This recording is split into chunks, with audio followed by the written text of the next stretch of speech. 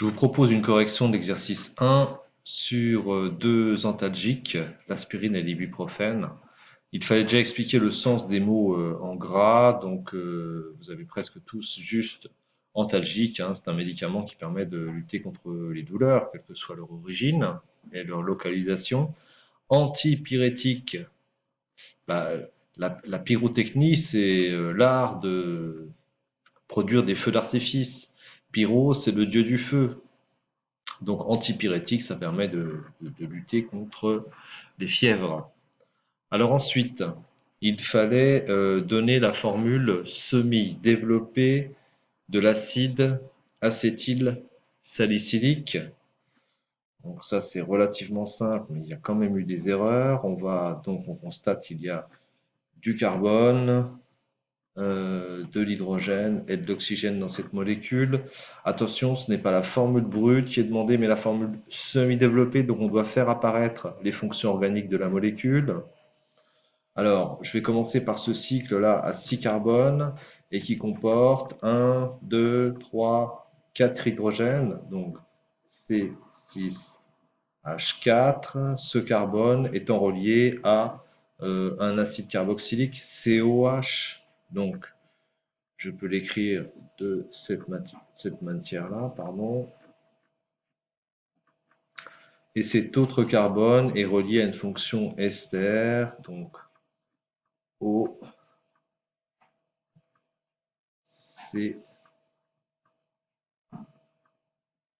O, CH3.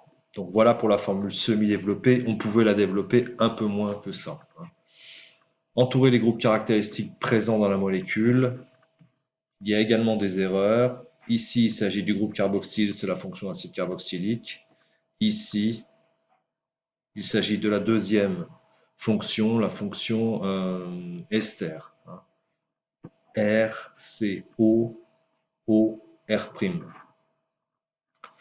À 25 degrés, la solubilité de l'aspirine est faible, 3,4 g par litre. Quel volume minimal est-il nécessaire pour dissoudre un comprimé d'aspirine du Rhône? C'est un problème de proportion. Donc on peut présenter les choses de différentes manières, mais on peut tout à fait le présenter de la manière suivante en rédigeant. Je peux dissoudre 3,4 g dans un litre. Donc pour dissoudre en fait 500 mg, donc 0,5 g, j'aurai besoin d'un volume V, et donc V égale, si je fais le produit en croix, 0,5 sur 3,4, 0,15 litres, c'est-à-dire 150 ml, un grand verre d'eau. Calculer la quantité de matière d'aspirine, ici, vous connaissez la relation, la quantité d'aspirine est égale à la masse d'aspirine sur la masse molaire de l'aspirine. J'ai malheureusement noté de nombreuses erreurs sur la masse molaire et donc le résultat va être faux. Je fais ensuite l'application numérique après avoir donné la relation littérale. Ça doit être systématique. Attention aux unités. Dans cette relation, la masse est en grammes, donc 0,500 grammes, et la masse molaire de l'aspirine est de, je la calcule si vous le souhaitez, donc combien de carbone? 6, 7, 8, 9, donc 9 fois 12, plus les hydrogènes 1 et 4, 5, 8, donc plus 8 fois 1, 1, 2, 4 oxygènes, plus 4 fois 16, et donc je trouve une masse molaire de 2,8 10-3 mol. Je n'ai laissé que deux chiffres significatifs car les masses molaires sont données avec deux chiffres significatifs. Alors ensuite, on s'intéresse maintenant dans la partie B à la dissolution de l'aspirine dans l'intestin. Et pour simplifier la notation, vous voyez que l'aspirine est notée AH. Alors, dans l'intestin, qui est un milieu dont le pH est très élevé, on peut considérer que l'équation de la réaction qui se déroule est celle-ci. C'est une réaction qui n'est pas totale, vous voyez qu'il y a une double flèche. L'état initial, c'est 0 fois V. Initialement, il n'y a pas d'ion à moins introduit. En cours de réaction, c'est 0 fois V, l'avancement étant de X, moins le coefficient étant 1 ici, moins X. Et il se formera X mol de 1-. À l'état final, La réaction n'est pas totale, c'est XF l'avancement, ben, tout simplement c'est 0 fois V moins XF, et ici XF. Le pH de l'intestin est basique, hein, supérieur à 7, il vaut 8. En déduire la concentration en inoxonium, j'applique la formule bien connue de tous, H3O+ égale 10 puissance moins pH, donc ici 10 puissance moins 8 mol par litre. Attention, le pH a deux chiffres significatifs, donc il serait plus judicieux d'écrire 1,010-8 mol par litre. On nous donne le pK, on nous demande d'en déduire la formule du Ka, hein, la constante d'acidité du couple. Ben, le Ka, c'est 10 puissance moins pKa, 10 puissance moins 3,5. J'utilise ma calculatrice et j'obtiens 3,2, 10-4. Il n'y a pas d'unité. Rappelez l'expression du Ka. Quelques élèves ne le savaient pas, ce n'est pas du tout normal. Le Ka, c'est concentration de H3O+, fois concentration de A- sur concentration de AH.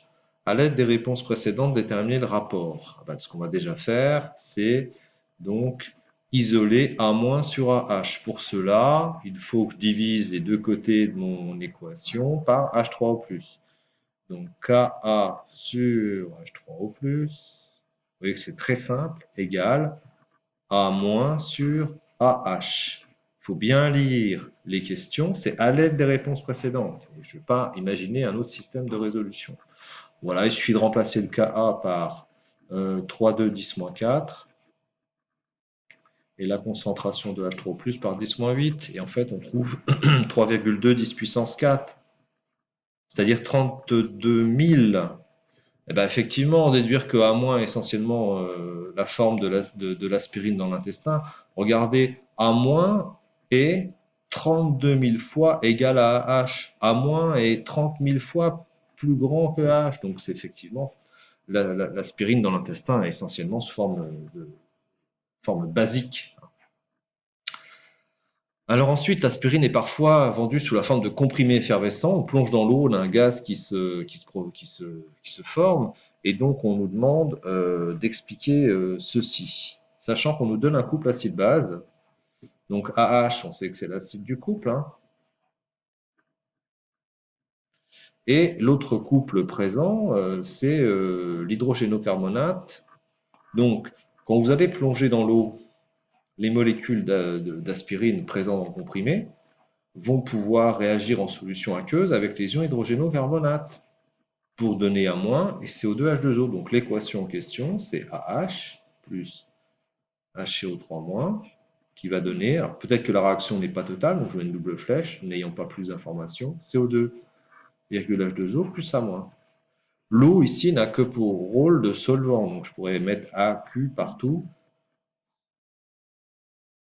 Donc maintenant, on donne des explications. Qu'est-ce qu'on constate lors de la dissolution dans l'eau du comprimé? Il se forme du CO2 dans l'eau. Et il s'en forme tellement que tout le CO2 qui se forme dans l'eau ne peut pas rester en solution dans l'eau. La solubilité étant déplacée, on voit apparaître des bulles de gaz incolores qui remontent à la surface, c'est du CO2. Dernière partie sur un autre antipyrétique parfois utilisé, l'ibuprofène. Voilà sa formule. Je dois identifier les carbones asymétriques. Ce sont effectivement des carbones qui vont apporter une asymétrie à la molécule. Et pour cela, il faut qu'ils soient reliés à 4 atomes ou groupes d'atomes différents.